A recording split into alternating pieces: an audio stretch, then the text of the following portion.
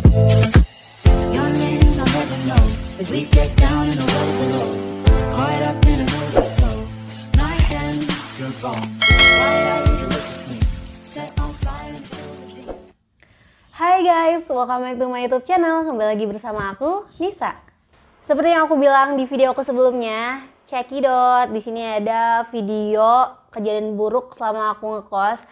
Dan di video kali ini aku mau buat suka dukanya jadi anak kosan. Buat kalian yang on the way ngekos atau lagi ngekos dan belum ngalamin ini, mari kita sharing, tukar informasi. Bener gak sih yang dirasain kayak gini? Boleh kalian komen aja di video aku di bawah ini ya. Tapi sebelum aku mulai videonya, aku mau ingetin lagi nih buat kalian yang baru pada mampir ke YouTube channel aku. Jangan lupa untuk bantu subscribe supaya aku makin semangat untuk upload videonya. Oke, kita mulai dulu dari sukanya dulu ya, baru nanti di akhir dukanya. Biasanya kan kayak gitu. Biasanya yang awal-awal dirasakan nih, misalnya gue sah jadi anak kosan. Yang pertama dirasain itu merasa free dalam arti bebas dari pekerjaan rumah. Karena biasanya kan kalau di rumah suruh bantu orang tua ini, suruh bantu orang tua itu. Bebas dari drama pertengkaran sama kakak atau adik, ya kan? Yang biasa kayak bikin rumah rame tuh kita dramanya sama kakak sama adik tuh berkepanjangan dan itu hampir setiap hari. Next, bebas dari komentar dalam arti kamar nih, kamar biasanya berantakan banget kan ya. Jadi kalau kita ngekos tuh sebenarnya bisa bermalas-malasan, tapi sebenarnya nggak boleh malas ya. Tetap itu tergantung kepribadian orang masing-masing. Bebas mau bangun jam berapapun. Karena kalau biasanya di rumah tuh apalagi anak perempuan, kalau aku pribadi sih ya, kalau di rumah pasti jam 5 atau paling siang tuh setengah 6 aku udah bangun. Apalagi untuk yang muslim biasanya kan harus sholat subuh dan lain-lain. Tapi tetap aja kebiasaan kita di kosan itu akan membawa kita nanti ke depannya seperti apa. Jadi tetap harus dibiasakan ke hal-hal yang baik seperti bangun harus tetap, apalagi kan aku pekerja ya, jadi nggak mungkin aku bangun siang. Biasanya aku bangun tuh jam 5, jam setengah 6 itu paling siang. Belum lagi aku tipikal orang yang sebenarnya tuh risih kalau ngeliat sesuatu tuh berantakan. Aku suka yang indah-indah aja, aku suka yang indah-indah. Ya jadi aku tuh kalau lihat yang kotor-kotor tuh rada risih sih. Jadi bukan jarang ya, kecuali bener-bener lagi capek banget aku tuh nggak beres-beres. Tapi kalau aku masih ada senggang waktu, terus nggak capek-capek amat, biasanya sih aku kalau tiap hari juga aku sapuin, apalagi mau tidur. Pokoknya aku tuh anti yang berantakan kayak gitu deh. Next, bebas kalian tuh mau makan apa aja dalam artian nggak ada yang bawelin. Biasanya kalau kita di rumah ya kan, makan ini kadang di komen jangan suka makan ini nanti lambungnya gini.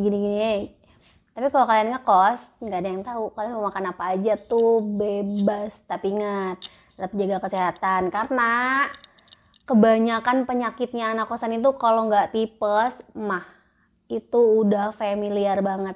Yang selanjutnya ya. Jadi biasanya kalau kalian mau pergi-pergi itu tuh bebas aja, tapi tetap kalau misalnya kalian mau pergi jauh harus izin ke orang tua walaupun via telepon. Kayak waktu itu aku mau liburan ke Jogja, aku tetap pamit, tetap izin gitu karena minta doa restunya biar liburannya itu sehat, selamat sampai balik lagi ke tempat kerja dan di kosan. And then yang pasti kalau kalian jadi anak kosan biasanya itu kalian akan lebih banyak teman. Karena apa?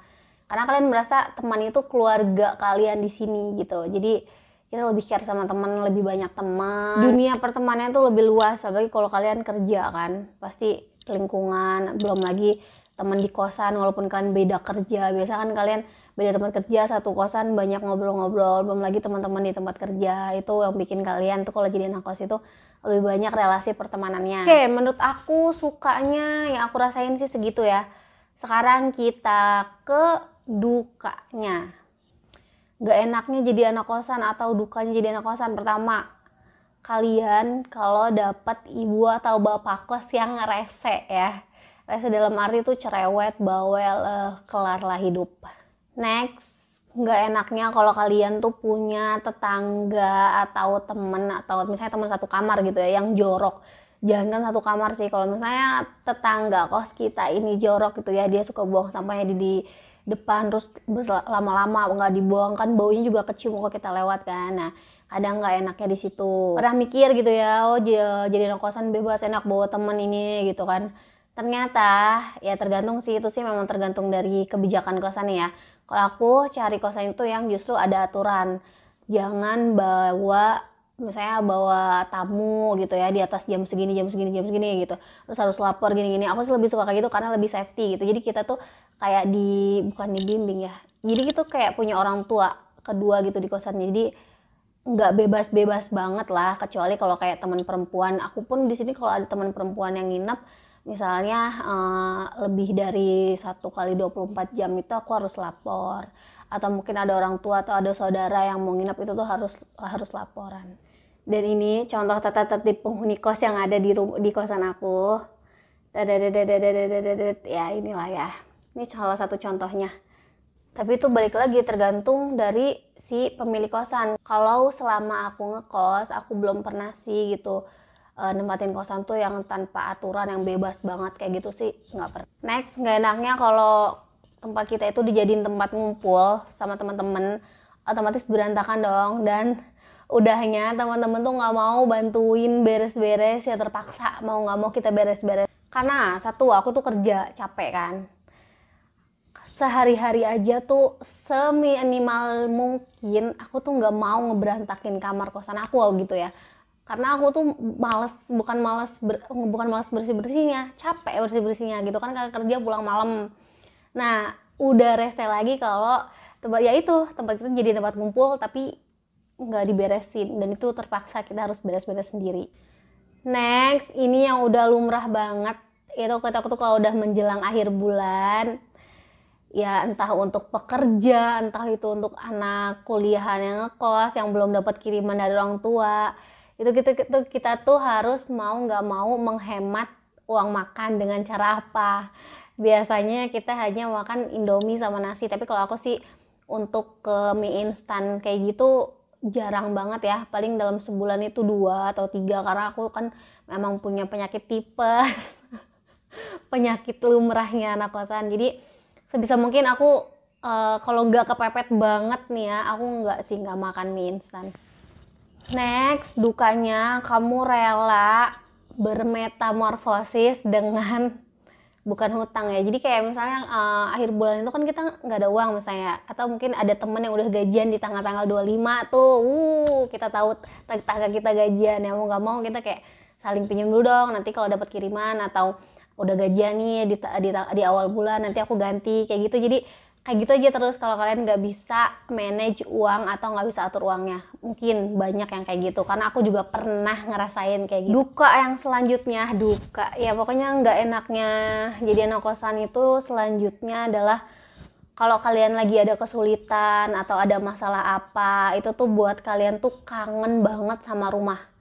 Dan rumah dan kondangan itu tuh menurut aku jadi ajang untuk perbaikan gizi, ya nggak sih? Kalian tuh kalau di rumah mau makan apa aja gitu, kayak makanannya ini yang bergizi deh. Kalau di rumah pasti kayak mau beli ini nggak, terus mama juga jadi orang tua kalian tuh jadi kayak masak yang kalian mau masak apa, mau dimasakin apa, ya nggak sih? Next, rasa kangen yang paling mendalam itu tuh ketika lu sakit, ketika kamu atau kalian itu sakit, itu tuh bener-bener sendiri. Dan ya udah ngerasain sendiri, kalian tetap aja tuh makan sendiri, mau beli ini sendiri. Tapi kalau sekarang sih udah ada pemesanan makanan online ya, jadi kalau kalian emang bener-bener nggak bisa keluar banget untuk cari makan, bisa order gitu kan. Coba tetap aja gitu, kalau apa-apa sendiri lagi sakit tuh kayak sedih banget. Pada akhirnya kalian sadar bahwa menjadi mandiri itu penting banget, sehingga kalian tuh jadi pribadi yang lebih dewasa. Terus kalian itu jadi tahu gitu gimana cara menghargai orang lain, cara hidup berdampingan dengan orang lain. Pada akhirnya kalian tuh siap gitu untuk menjalani kesulitan atau masalah-masalah hidup selanjutnya, karena kalian tahu menjadi dewasa itu pilihan dan dunia luar itu keras. Jadi kalau kalian udah dibiasakan mandiri, kalian belajar mandiri, kalian udah siap ke depannya itu untuk tantangan hidup selanjutnya. Oke guys, itu sih informasi atau suka duka yang udah aku rasain. Ya palingan sih sebenarnya kalau kita ada masalah atau kita lagi sakit ya. karena kita nggak mungkin gitu kayak ngandelin temen atau tetangga kita tuh kayak enggak gitu. Jadi manfaatkan kesempatan kemandirian kalian itu untuk hal-hal baik ya. Jangan sampai kalian malah jadi salah arah, kalian jadi pergaulannya bebas, jangan. Dan aku selalu ingetin untuk yang muslim, jangan lupa tetap ibadah. Yang non muslim juga, pokoknya semua apapun itu agamanya, kalian walaupun jauh dari orang tua tetap harus taat kepada Tuhan masing-masing. Itu sih sebenarnya kunci. Pertama, kalau kita jauh dari keluarga jadi orang tua, kita mau akan tetap lurus atau enggaknya itu tergantung itu. Mungkin sekian video suka duka jadi anak kosan buat aku. Itu udah lumrah sih. Ya setidaknya aku kasih gambaran atau informasi untuk kalian yang belum pernah ngerasain ini. Suatu saat kalian akan ngerasain. And then kalau kalian mau dibuatin video apa, Kak video ini dong, ayo komen aja di video aku di bawah ini. Aku seneng banget kalau ada yang request.